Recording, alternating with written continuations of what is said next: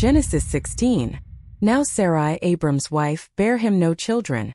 And she had a handmaid, an Egyptian, whose name was Hagar. And Sarai said unto Abram, Behold now, the Lord hath restrained me from bearing. I pray thee, go in unto my maid. It may be that I may obtain children by her. And Abram hearkened to the voice of Sarai. And Sarai, Abram's wife, took Hagar her maid the Egyptian, after Abram had dwelt 10 years in the land of Canaan, and gave her to her husband Abram to be his wife. And he went in unto Hagar, and she conceived.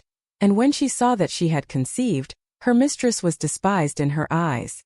And Sarai said unto Abram, My wrong be upon thee. I have given my maid into thy bosom. And when she saw that she had conceived, I was despised in her eyes. The Lord judge between me and thee. But Abram said unto Sarai, Behold, thy maid is in thy hand. Do to her as it pleaseth thee. And when Sarai dealt hardly with her, she fled from her face.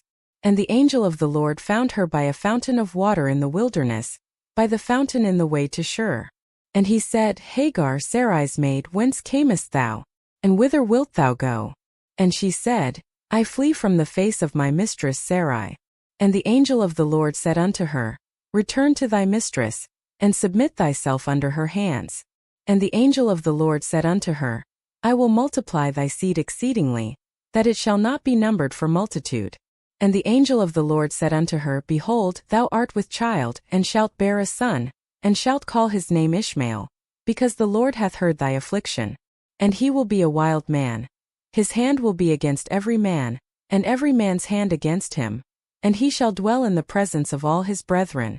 And she called the name of the Lord that spake unto her, Thou God sayest me.